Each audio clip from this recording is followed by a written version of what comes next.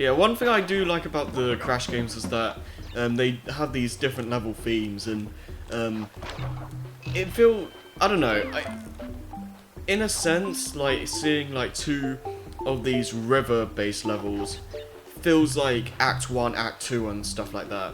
And I don't know.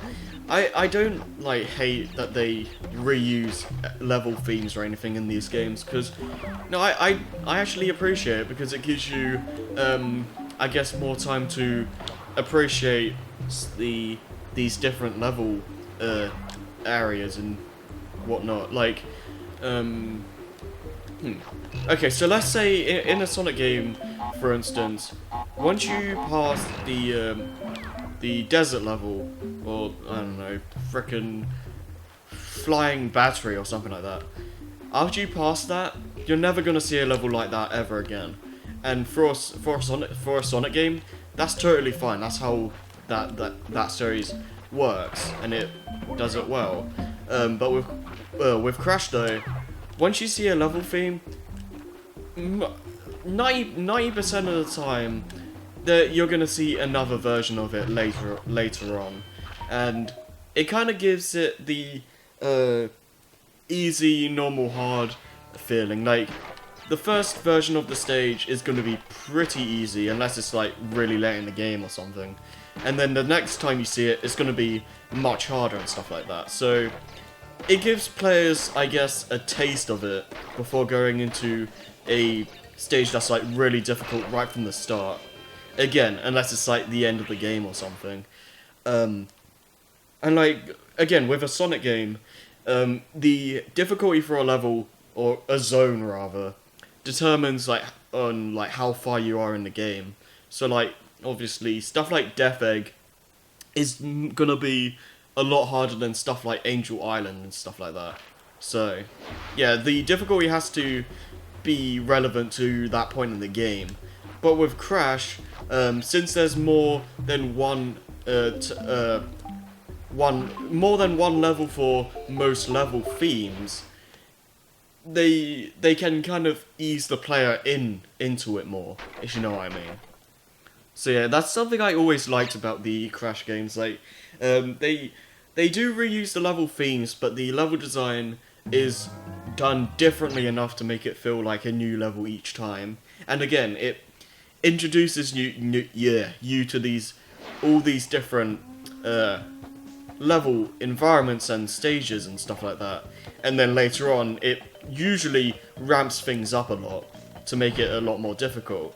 And I don't know, that's something I always enjoyed in these games. And I do like how we get to see the level themes more than once, because I do like most of the level themes that the Crash series brings to the table. Obviously, there being a few exceptions, but for the most part, I do like the level themes and all that. So yeah. I mean, most of the Crash 1 level themes aren't the most visually exciting or like unique. Most of it being like nature based and stuff like that, and a couple like ruins levels, and then later on we see like mostly technology and stuff like that. It takes a kind of a Donkey Kong Country approach to its storytelling, I guess you could say, where they start off with really nature. Oh gosh, that was close. But I don't even know if I can get the gem in here yet. But either way, they take a nature versus technology approach, where most of the beginning levels are nature themed, and as you go through, it gets more and more industrialized. There. Oh gosh. And, you know, it takes a very much DKC approach in that regard. And I guess, to an extent, Sonic 1 as well, and the Sonic games in general. Not as much as Donkey Kong Country 1, in my opinion, but still. It's the same basic idea, and that sucked. I'm gonna keep going, because I don't think I can even get the gem yet.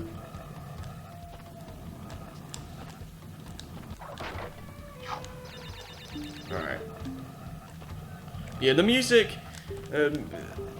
well, it's not going to be up by the time this video comes out, but my good friend Lewis from C's Brain basically stated that the music for the Crash series is generally more like ambient, more atmospheric, if you will, and it definitely shows very much in this game more than the other games, because it's definitely, most of the music is not really anything too substantial or catchy or anything.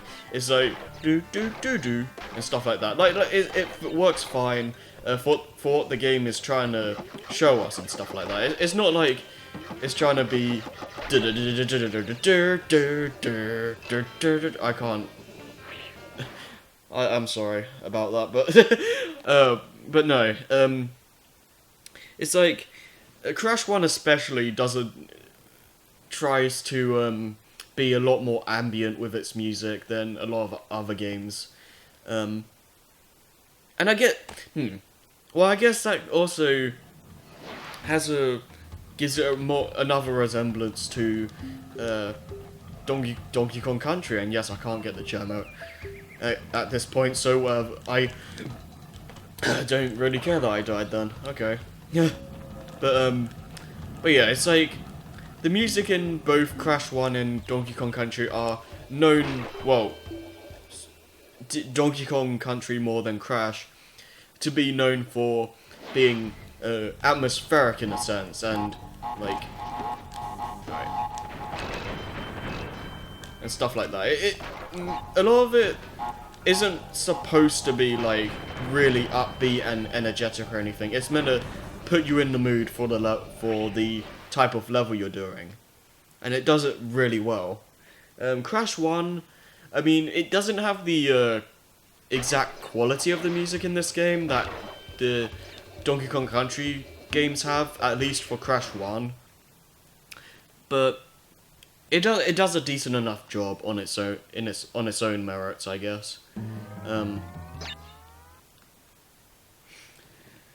But yeah, I should probably explain the embryo challenge we just did. Yeah, so basically, there are three different bonus rooms. We already saw the Torna ones, and the other one we saw was the embryo ones, which don't let you save and they don't give you a key, but they give you a what do you call it? They give you a bunch of lives basically. But to compensate, I guess, they made those stages some of the harder bonuses in the game. So yeah, you might have a little bit of a hard time with some of those. Thankfully, though, you don't have to complete those to 100% this game. And I hope I didn't miss that box. If I did, that's gonna suck.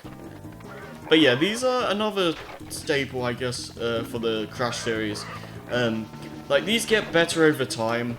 Like, this one, some of the level design can be a little bit cheap if you don't know what's coming. Like, yeah, I thought so. That was dumb. Oh, man.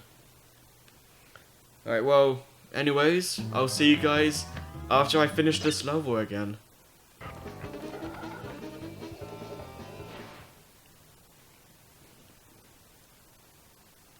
Alright, there we go.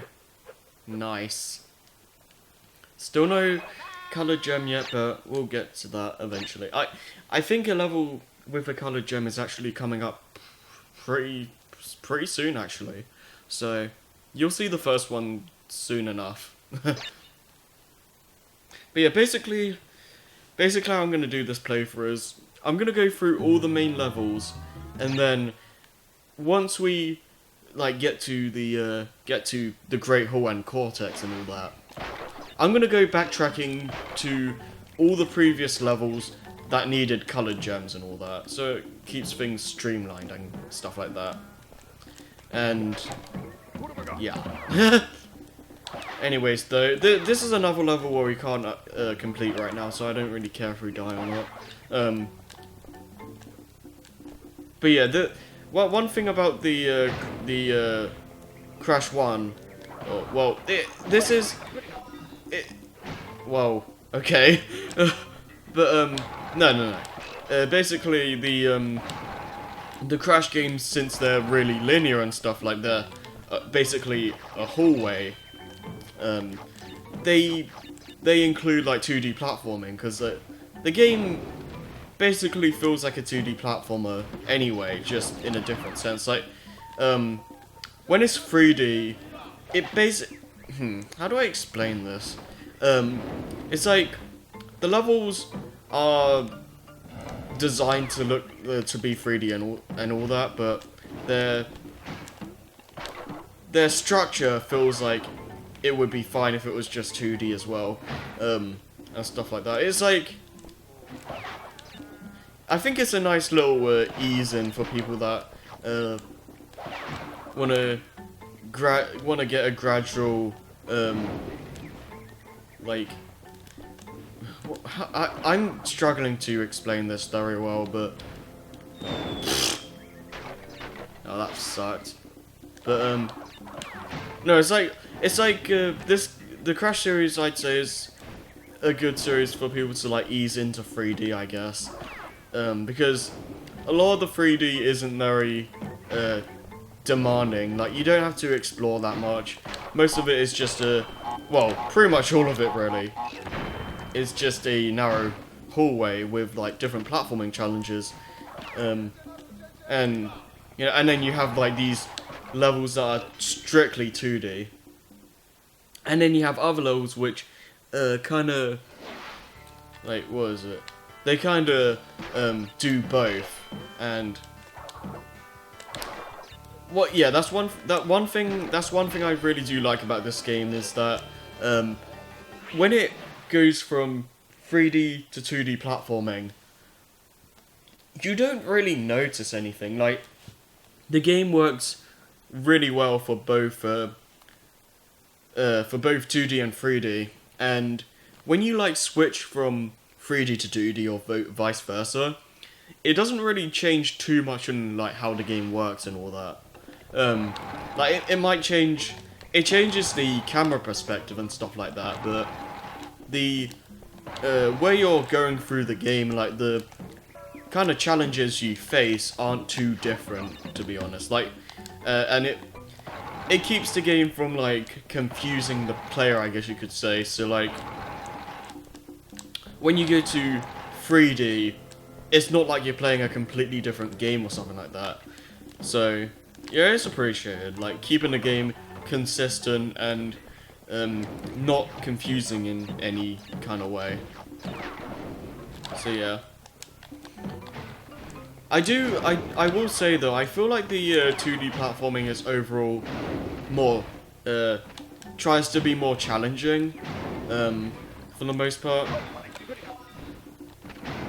I don't know, that's just how I feel. Like, most of the hardest platforming comes from the 2D sections, but even then, like, the stuff the game expects you to avoid are pretty much the same for both dimensions. Alright. This part right here can be a little bit tricky. Well, not this part, but is it this? No, it's not this. It's coming up. Like, I think it's with these torches, or whatever, and then there's like 3 of them in a row.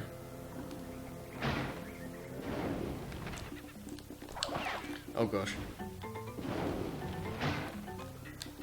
Okay, I think it's this. Right. Yo! Right, there was the little opening there you saw. Because like, there are some parts of this level where you can like go into the not really the background, but you can like go into the stage, like behind the stage, if you will. And can I get it? Yes. Barely, but alright, come on. Oh, I know I can't get the gem, but whatever. 49 lives.